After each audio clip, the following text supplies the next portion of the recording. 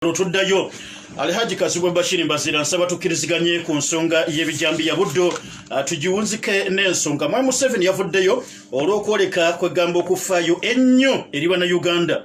n'agamba tulina okubanga kwegamba tunyolerwa wamu nabo n'agamba nti buli famire yonna efiiriddwako omuntu waayo emitwalo 10 gibayambe mwekubeka enfuufu obukadde 10 bako emitwalo 10 obukadde 10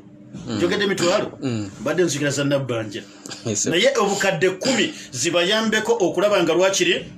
ziba nazaaka amaziga n'abalwadde bagende bajjanjabibwe simanyi mmwe ng'abaka ba parliament kino mulabanga ddala kimala kisaanidde oba kyandibadde otherwise lwakuba nti tuli babiri ffekka mu studio sirina muntu wakusatu gwe nyinza kugamba nti yaba akyogerako ekyo naye mpulira nga nkalubirira okwanukula oba okubaako kyenjogera ku statement y'omukulembeze gye yagambye nti buli muntu eyafiiriddwako we tugenda muwa miliyoni 10 mpulira omutima gwange gukemmentererwa lwaki kituufu mu Buganda newalala nkola ya buntu nti omuntu wabeera afiiriddwa ogenda omukubagiza kati simanyi sente zino gavumenti zegenda okuteekawo tibagenda kukubagiza abantu oba bagenda compensatinga bulamu bwa muntu buli muntu yafiiriddwa owe mu bijambiya gavumenti byetanaba kutunnyonnyola baani abatema abantu wabula president ne minister we ne bagamba bannabyabufuzi be bali emabega wa bino buli muntu yafudde gavumenti bwegamba nti bagenda muwa ab'enganda zibagenda bawa miliyoni 10 simanyi za compensatinga bulamu bw'abantu bana abafudde oba mabugo oba basaba kisonyiwo nti bannange twakuumye bubi mutusonyiwe ekyo singa bakyogedde tebeetaaga na kuteekako ssente gavumenti singa evaayo leero negamba bannayuganda nti tulemeddwa obuvunaanyizibwa bwe tuteekeddwa okuba nga tukola okukuuma bannayuganda n'ebyabwe gavumenti teyeetaaga kuwa muntu ssente abantu okulowooza ku kyokusonyiwa oba ekirala era ejja kuba ekoze ekintu ekyobuvunaanyizibwa bwe tugamba nti tulemeddwa awo bannayuganda balabe ekyokukola nga gavumenti eremeddwa ngebabulidde ekituufu naye bino abantu bamwe bafudde tugenda bawa miliyoni 10 jo twabadde mu parliament mwanyinaze akiikirira abantu b'Ebukoma Nsimbi honorable Nannyondo nayimirira ku ffulo ku nsonga kumpi y'emu n'agamba mu 2017 abantu lwe battibwa Ebukoma Nsimbi nga bwe battibwa kati mu Greater Masaka gavumenti yasuubiza okuwa abantu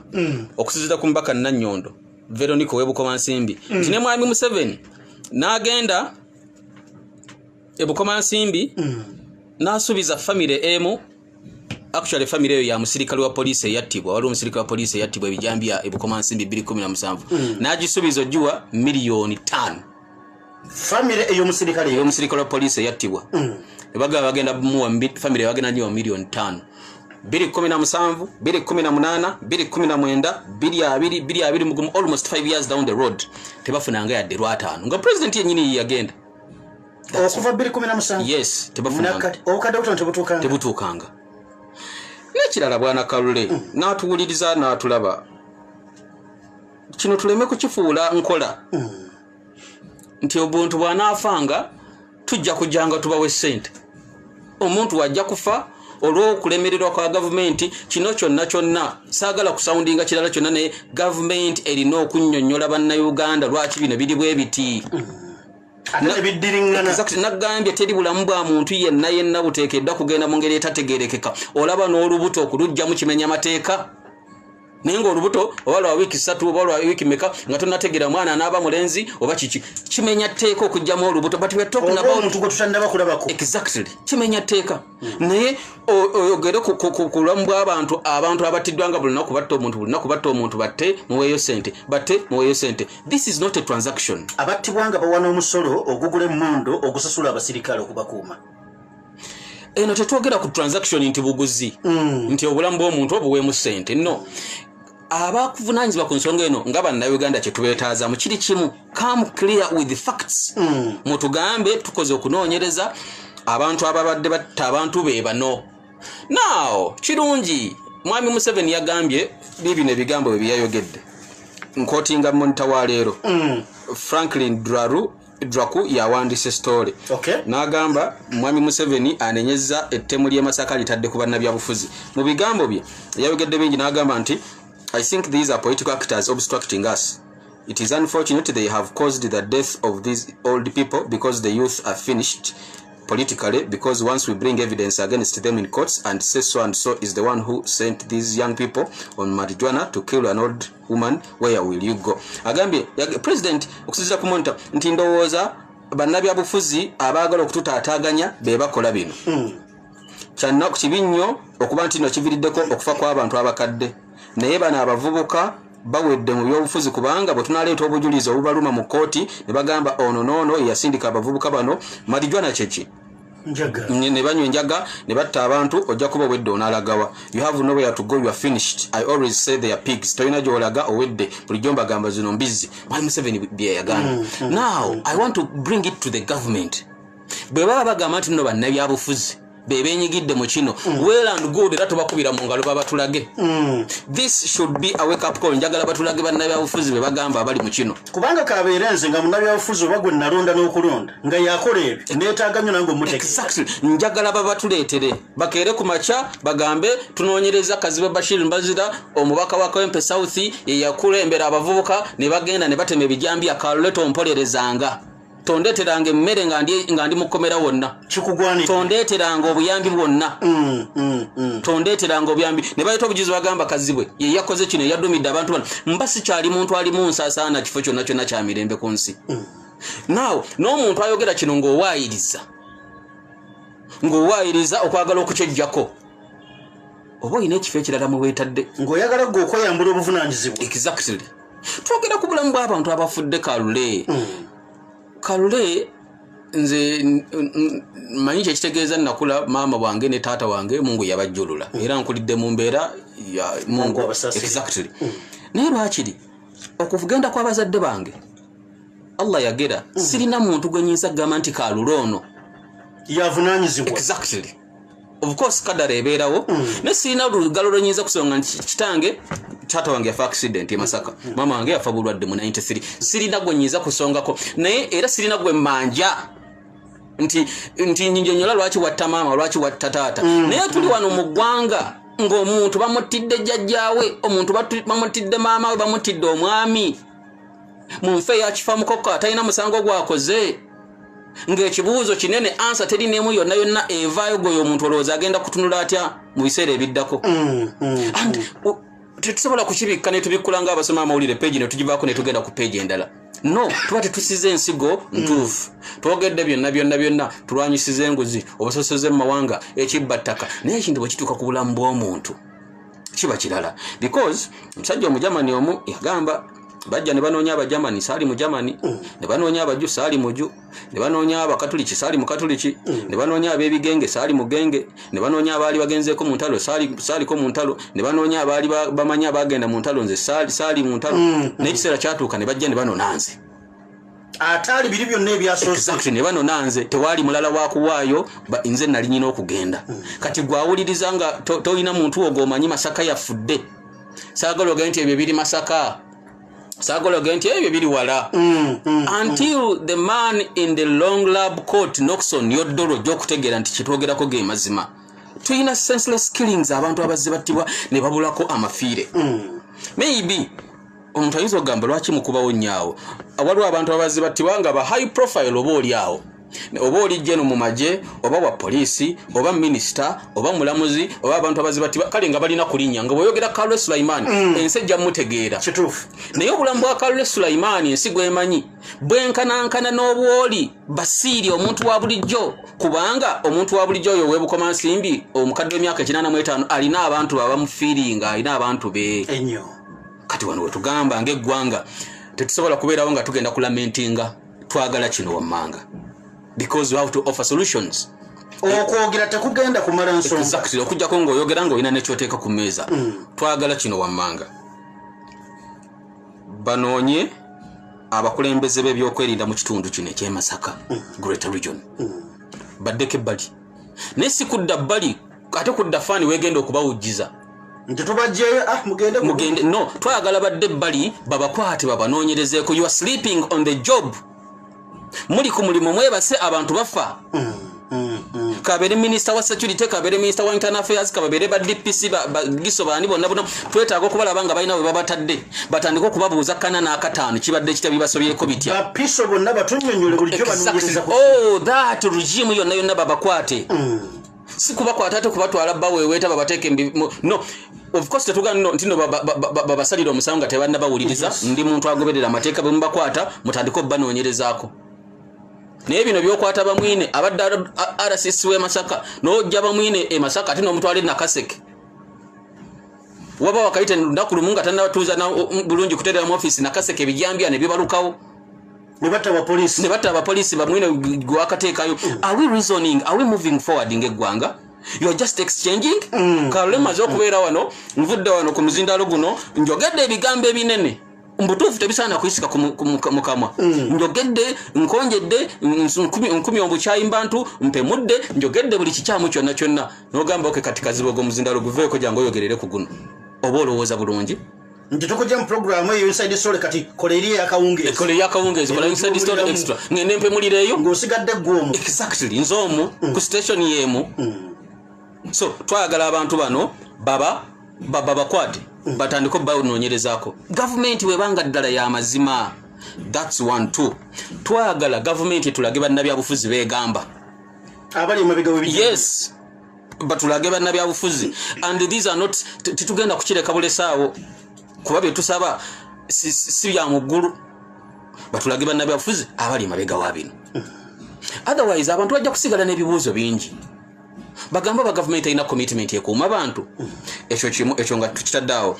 ekirala twagala mu nteekateeka y'emu okulaba investigations nga zivaako abantu ddala abakoze kino because Karole saagala tubeere wano twerimbe tulowooze nti no these are isolated cases bano abantu abakola bino balina obukugu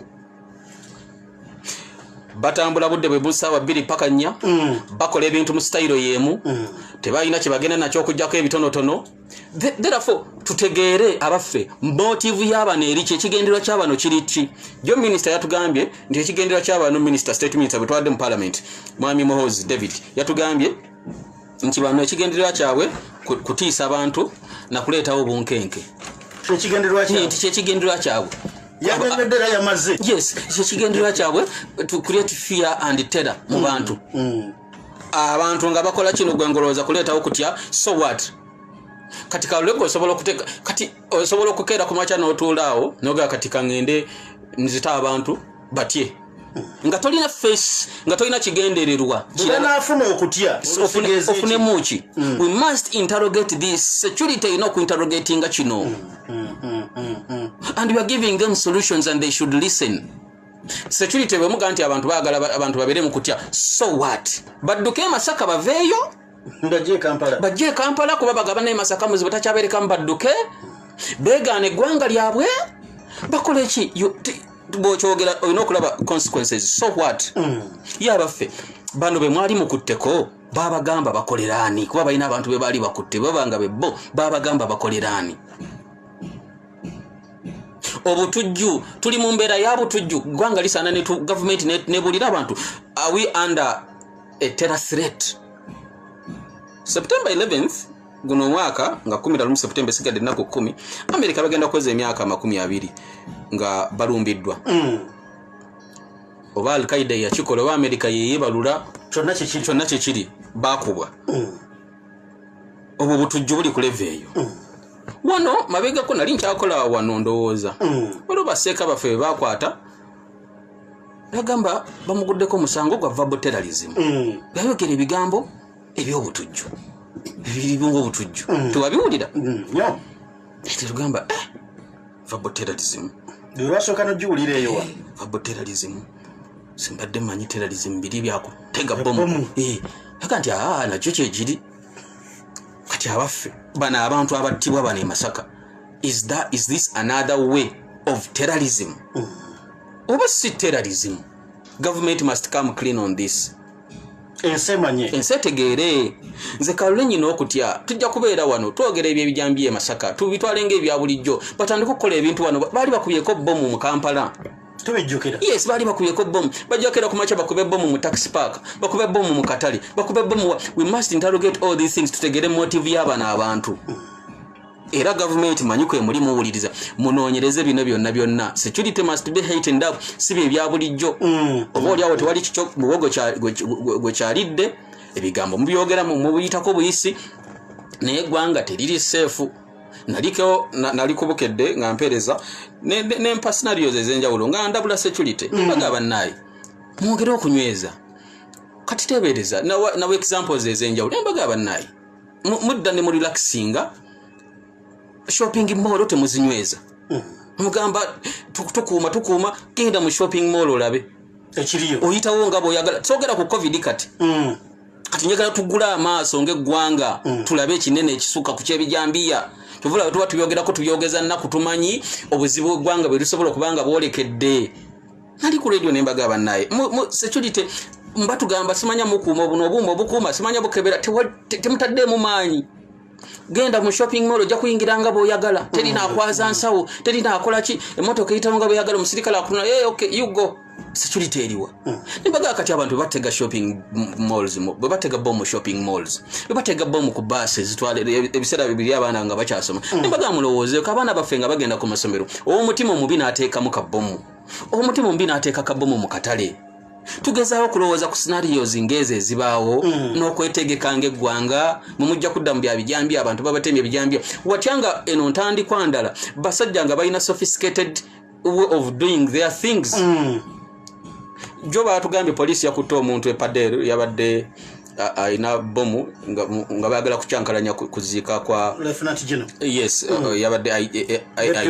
exactly lokage cases ngezo bazifuna security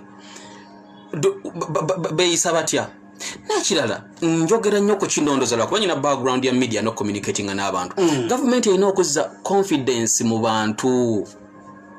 trust nga government beyogera ekintu omuntu ajja kitwala olunaku bwe lulikeera ku macakalule nga abaana bange nabasuubiza okubaleetera akabalagala nenkomawo nesimuleeta olunaku lumba ajja kitegera nti sente zabuze era mbanyonnyola mbagamba sente zibuze era olusi ne bantuma ku maca ne mbagamba ngenda kuleeta bwe nkomawo kino kyaddala nkubuulira omwana ntuma dadi ndeeterayo paani ne ngamba ngenda kuleeta ne nkikola with intention ne sireeta ne nkomawo ne mugamba si buli kaseera nti tujja kubanga tufuna amanye nti waliwo bigaana olunaku olulala ne mutwala bwe nsanga nga takoze emirimu oba alwanye ne munne oba akoze ekyawukana ku ekyo bamubuuza mwasadde wasadde swala mmeka nkomyewo kawungezi essaawa emu wasadde swala mmeka nti emu esubi gye twasembyewo okusala yokka nga mubuuza dhuhuri ne aswiri nga tewasadde addadde biki wadozanye kati paani muleese wuuno naye kamuwe munno ayasadde oba kamulyenze otegere nti olina okugondera amateeka naye omwana oyo singa omukuza nga toli open gyali confidence eggwawo ne bwona omutuma paani n'otamuleeta n'otamuwa nsonga tajja kitegeera olunaku lujjakera ku makya omwana oyo obeere ng'omulagira ekyokukola nga takyakukiririzaamu taatawo that means oli taata butaata oli awo tolina mbavu ekigambo ekyo tekikyaluma waka sina kindi time etuuke ng'omwana kimi taata mulimba exactly taata alimba omwana oyo ne bwoli mugamba obulungi obuli mu kusoma ne bwoli mulaga ebyokulabirako eby'abantu abatasomye n'embeera engeri gye bagoyezaamu ate ne bwoli mulaga n'omugamba nti yadde osoma ne waliwo abaasoma bataafuna mirimu kati tusome nga bwe tusaba Allah okusoma obusomi tekigasa wekwate Katonda ne bw'obiri mulaga nga bituufu bw'aba amanyi taata mulimba talitwala kigambo kyo kale gavumenti erina confidence deficit obukendeevu mu bantu okugyesiga kino kinnuma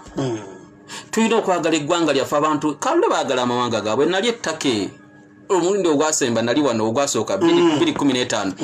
olunaku lwe natuuka ettake nga emmotoka zonna ziriko bendera ya ttake ebizimbe biriko bendera ya ttake buli wogenda bendera mu office mulimu bendera nagenda nembuuza nti leero public holiday ne bambuuza lwaki nti ndaba flaga zeewuuba nagamba you wait tomorrow teyambulira lwaki nagamba wait tomorrow nenkeera nga motoka ziriko flaga za ttake nga kyekimu ku street kuliko flaga nemubuuza kiki nagamba no bwe tuti ffe twagala ensi yaffe eggwanga lyaffe tulyagala nagamba omuntu ateekedde okwagala Abamerika ne baagala ensi yaabwe sigamba tebalina bukendeevu bwa bitali bituufu mu bakulembeze baabwe siga nti bakulembeze babeera babaagala naye lwakiri omukulembeze afuba okulaba nga ye ne bwe batomwagadde ojja kwagala ensi yo Dwachiri. Neffe wano eggwanga government tekoze kimala kuleta confidence abantu obwesigwa mu government balina butono, and it's bad. Omuntu buli lwabeera nga talina confidence mu government n'ekintu ekyandibadde kitugatta fedda awamu government bwekyogera omuntu tafaayo kubanga akimugambye tamukkiririzaamu. Era ng'abakulembeze tulina omutawaana omunene okwongera amaanyi mu kulaba nga abantu babeera ne confidence lwakiri mbakulembeze neggwanga lyabwe subsequently. Ne bwe tunaabeera wano government ne bwe tugamba police ennungi wabiraba ku covid bannaye mwambale masiki bannange social distance wallahi nga kibabagamba kituufu naye because akibagamba abantu tebakyamwesiga. We go down this. Kati ne kino ekyebijambiya tulina okufuna solutions fenna. Saagala otunulire kala, saagala otunulire eggwanga, saagala otunulire ki, tunuulira humanity, tunuulira obuntu. It's a person's life on the line. Era government bwe tugamba bannabyabufuzi beegamba abakoze kino njagala babaleete. Kalule banagamba nti Kalule yakoze kino, Kalule sijja kujja oli kyali wange nekoze toli munabyabufuzi. Kale bwe banagamba nti kaziwe nze ndadumidde ab'ebijambiya e Masaka ate siva Masaka nti bana bajja wano Kawempe nti bagattagatte nabajje mu Kimumbasa bagatta ebintu bano bagayi bagatta ebintu yabajje mu Kimumbasa nagattaka abavudde Mulago abalala bava Kaleero awo abalala bava Wandegeya n'abakuŋŋaanya n'abawa ssente ne balinyira ku Northern Bypass ne bagula amajambiya bwe banabireta Kalule tojja Kalule tojja saagala kulabako ng'ojja kumpolereza ne bagamba nti tojja era nzijja mu bantu ababeera bategeera era n'oyo yennyini gwe banakire nga bituufu. Of course nkulaga nti nga bituufu n'omulala yenayina gwe banaleeta ng'oli eyo ng'oli munnabyabufuzi bwe banaakuleeta nga bakoze bino sijja kujja era sirina kigambo kirungi kye nja kwogerera because ojja kuba totadde bulamu kitiibwa mu bulamu bw'abantu. Naye nkolimira nnyo oyo ayinza okwogera ekintu ku bannabyabufuzi bonna ng'akimanyi si kituufu awaayiriza ayagala kubanga bw'ati akyejjamu bwejja. Nkwebaza kubanga bw'otyo mukwano gwange okyatambudde naffe olunaku olwaleero weebale nnyo weebalire ddala. Nsaba onzikirize mala okubanga nkujjukiza mikwano gyaffe Bamawanda Herbal Group bwe batyo nno bakugambye gwe mukwano gwange atawanyizibwa obulwadde wandibadde mu kaseera kano ositukiramu kubanga bo bamaze dda okubanga batereeza munnange buli kimu kyonna balindiridde gwe ojje osobole okubanga ofuna okubanga obulamu bwo munnange babujjanjaba bulungi ddala. Bamawanda Herbal Group wakulembeddwamu Omulangira Mawanda ne bagamba ng'otawanyizibwa ekizibu kya UTI infections olyawo kati ofuyisa buli kaseera tobitegeera omusulo gujja bwe gwesiba teguggwayo guwunyawunya gukyusiza ne langi kati gwa yeroyero n'otuuka olumizibwa omugongo n'olubuto abamu n'osiibwa mu bitundu ebyewala n'olumizibwa ng'okujuba bakuleetedde wide loader. Eyo dose egenda okubanga ekuyamba nnyo okulaba nga weetakuluzaako mukwano gwange ekizibu ekifaananako nno bwe kityo. Ate era mu ngeri y'emu bw'oba n'ekizibu kya alusa mugongo gukuluma oyina ekikeeto okaluubirizibwa ng'ofuluma gaasi mu lubuto n'okufuluma omusaayi saako n'omutwe wandibadde bw'otyo mukwano gwange naawe ojja kati olwaleero oyambibwe. Omusajja nga wakosa ku nkola y'okwezanyiikiriza era nga kati ofuyisafuyisa musulo gwesiba teguggwayo tolina appetite wafuuse wa ddakiika 2 mu kisaawe enkwaso ntono ddala jangu tukuwe Viga 90+ ne Viga extra mileage ogenda kubanga nawe mukwano odde engulu gwe yenyuma mu size Komodo extra large edozi weri mu kaseera mpawe kagobeera otereera abakyala mujje tubataase